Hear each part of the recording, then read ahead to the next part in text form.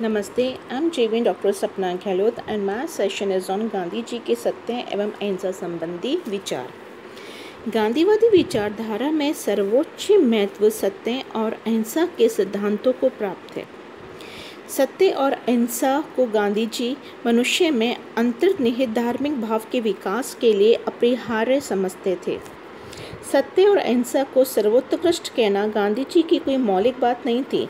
इनकी देन ये कि इन्होंने अहिंसा को एक व्यापक अर्थ दिया और व्यापक स्तर पर उनका प्रयोग किया। गांधी जी ने सत्य के दो प्रकार स्वीकार किए, एक है निरपेक्ष यानी शाश्वत सत्य और दूसरा है सापेक्ष सत्य। निरपेक्ष सत्य को ही ईश्वर बताते हुए गांधी जी ने कहा कि सत्य ही ईश्वर है। सापेक्ष सत्य मानव है, लौकिक जीवन से संबंधित सत्य है। दोनों सत्यों का एक पारस्परिक संबंध रहा। गांधी जी का ये भी मत है कि सापेक्ष सत्य की मदद से निरपेक्ष सत्य का उतना आभासी ज्ञान प्राप्त किया जा सकता है जितना कि एक सशरीर आत्मा के लिए एक संभव है। गांधी जी ने संपूर्ण सृष्टि एवं मानव जीवन के प्रसंग में सत्य के महत्व को स्वीकारा है।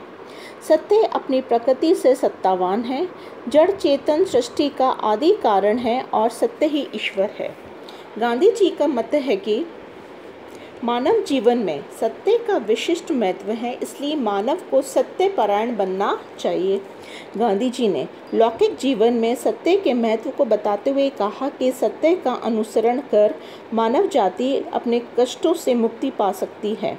सत्य धर्म व नीति का मूल है कि उसकी मदद से मानव अपने लौकिक जीवन के सभी पक्षों का स्पिरिचुअलाइजेशन व उनका मॉरल यानी नैतिकीकरण कर सकता है और इस प्रकार एक आदर्श सामाजिक राजनीतिक व्यवस्था की स्थापना में सफल हो सकता है। ये तो हमारे इनके गांधी जी के सत्य विचार थे, सत्य से संबंधित हैं। और अब हम देंगे इनकी अहिंसा की अवधारणा। गांधी जी ने अहिंसा को समस्त सृष्टि में व्याप्त एवं सक्रिय व रचनात्मक आध्यात्मिक शक्ति माना है। उनका मत है कि मानव अपनी प्रकृति में एक अहिंसक प्राणी है। गांधी जी ने अहिंसा के इस नकारात्मक अर्थ को स्वीकारते हुए कहा कि किसी को कभी नहीं मारना और न को किसी तरीके से सताना, यही एक अहिंसा है। गांधी जी की विशेषता ये है कि उन्होंने अहिंसा की सृष्टि की एक रचनात्मक शक्ति के रूप में भी स्वीकारा है और अहिंसा में निहित सकारात्मक अर्थ को प्रकट किया है। गांधी जी ने अहिंसा के नकारात्मक एवं सकारात्मक दोनों ही अर्थों को स्वीकारा है और इस प्रकार उन्होंने अहिंसा के अर्थ को संपूर्णता प्रदान की। अहिंसा के प्रकार रहे, पहला निरपेक्ष अहिंसा एवं सापेक्ष अहिंसा, दूसरी नकारात्मक अहिंसा या सकारात्मक अहिंसा और तीसरी है प्रयोगकर्ताओं के प्रसंग में अहिंसा के प्रकार। अब हम देखते हैं पहला, दैट इज निरपेक्ष अहिंसा एवं सापेक्ष अहिंसा। निरपेक्ष अहिंसा हिंसा को पूर्ण अभाव तथा समस्त जड़ चेतन व दृश्य अदृश्य सृष्टि के प्रति पूर्ण प्रेम की अवस्था है।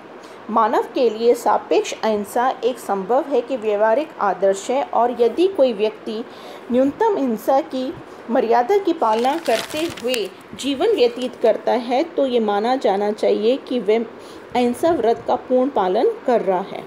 दूसरा, नकारात्मक एवं सकारात्मक अहिंसा। नकारात्मक अहिंसा सिद्धांत रूप में निरपेक्ष अहिंसा के समान हिंसा के पूर्व निरपेक्ष में विश्वास करती है, किंतु व्यवहार में ये सापेक्ष अहिंसा की तरह जीवन की रक्षा के लिए न्यूनतम हिंसा की मजबूरी को भी स्वीकारती है। ये उल्लेखनीय है कि सापेक्ष अहिंसा की तुलना में नकारात्मक अहिंसा में न्यूनतम हिंसा के सिद्धांत का अधिक कठोरता में पालन किया जाता है। गांधी जी ने सकारात्मक अहिंसा को प्रेम की पराकाष्ठा माना है। प्रयोगकर्ताओं ने प्रसंग में अहिंसा के प्रकार रहे, 3 हैं। इसमें जागृत व्यक्तियों की अहिंसा, दूसरी है औचित्यपूर्ण अहिंसा और तीसरी है कायरों की अहिंसा। जागृत अहिंसा, इससे अहिंसा का सर्वोत्कृष्ट रूप कहा जा सकता है और ये साधन संपन्न या बहादुर व्यक्तियों के लिए अहिंसा है। अहिंसा के इस रूप को दुखदा आवश्यकताओं के कारण ही नहीं वरन नैतिक धारणाओं में दृढ़ विश्वास के कारण ही अपनाया जा सकता है। जागृत अहिंसा से पूर्ण व्यक्तियों में प्रहार करने की क्षमता रहती है, किंतु ये इसका इच्छुक नहीं होता है। दूसरा, इसमें औचित्यपूर्ण अहिंसा यानी रीजनेबल वायलेंस है और अहिंसा के स्वरूप को जीवन के क्षेत्र में किसी विशेष आवश्यकता के पड़ने पर औचित्यानुसार एक नीति के रूप में अपनाया जाता है। ये निर्बल व्यक्तियों की अहिंसा या असहाय व्यक्तियों का निष्क्रिय प्रतिरोध होती है। इसमें नैतिक विश्वास के कारण नहीं वरन निर्बलता के कारण ही हिंसा का प्रयोग नहीं किया जाता है। फिर भी यदि इसे ईमानदारी, साहस और सावधानी पूर्वक एक नीति के रूप में अपनाया जाए तो इसमें कुछ सीमा तक वांछित लक्ष्य की प्राप्ति की जा सकती है, लेकिन ये जागृत अहिंसा के समान प्रभावशाली नहीं हो सकती। इस अहिंसा को व्यवहारिक अहिंसा भी कहा जा सकता है। तीसरा है भीरुओं की अहिंसा यानी non violence of the cowards. कई बार डरपोक और कायर व्यक्ति भी अहिंसा का दम भरते हैं, किंतु उनकी इस प्रवृत्ति को अहिंसा नहीं वरन डरपोक और व्यक्तियों की निष्क्रिय हिंसा कहा जाना चाहिए।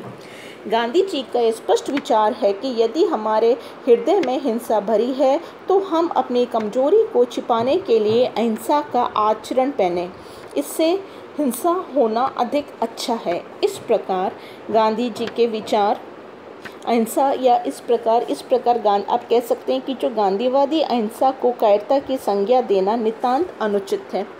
ये कायरता या पलायनवादी प्रवृत्ति की परिचायक नहीं वरन आत्मिक बल के रूप में वीरों का वास्तविक भूषण है।